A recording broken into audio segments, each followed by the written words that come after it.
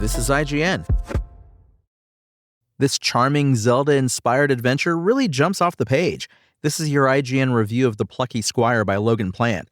As a lifelong Zelda fan, I'm always hesitant when other developers set out to make a game so clearly inspired by Nintendo's acclaimed action-adventure series.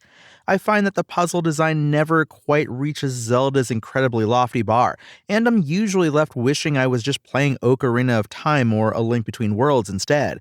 But the Plucky Squire breaks that trend, with a combination of clever brain teasers, simple but effective swordplay, and a courageous, silent protagonist that would feel right at home in Hyrule.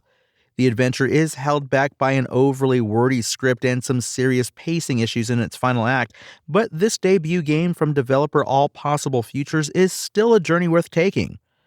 The Plucky Squire's elevator pitch is brilliant. You play as Jot, the hero of a children's book who learns early on that he is, in fact, just the hero of a children's book.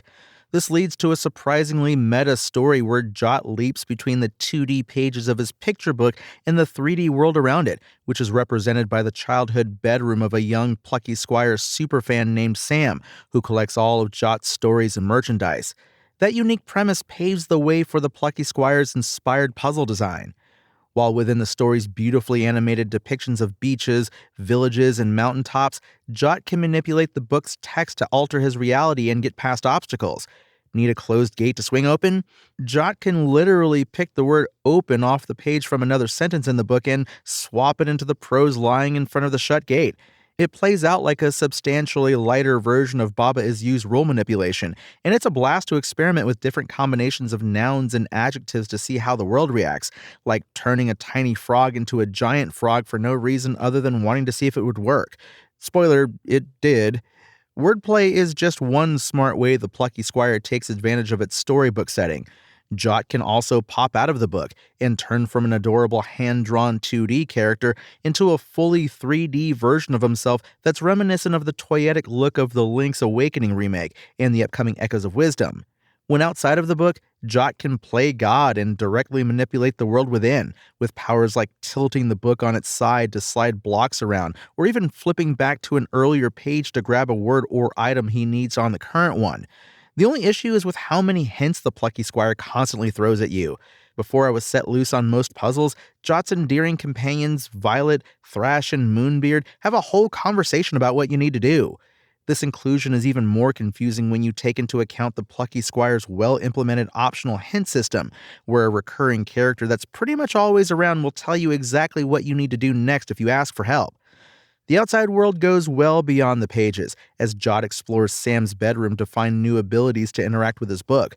These exploration sections are a wonderful change of pace from the puzzling nature of the storybook, and Sam's bedroom is a delight to run around. Combat works the same whether Jot is in or out of the book. He can swing his sword, throw it at enemies like a boomerang, and make use of powerful jump attacks and spin attacks.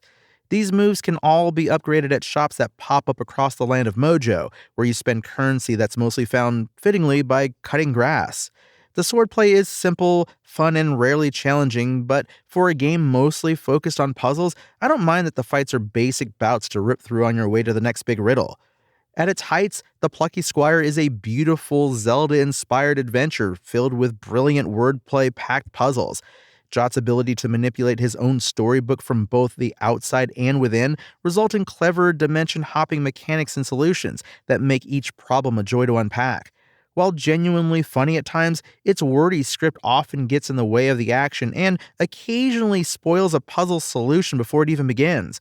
It also drags in its drawn-out final act, as the adventure continues a couple hours after it's already used up all its best ideas. But prior to that late stumble, the Plucky Squire is full of surprises, breaking up its puzzles with cute mini-game homages to classic video game genres and fun sections that take Jot outside of the pages of his story. The Plucky Squire's IGN score? 7. Thanks for listening to IGN. My name is Tony Jackson, and for the latest updates on the Plucky Squire, visit us at IGN.com. Spoken Layer.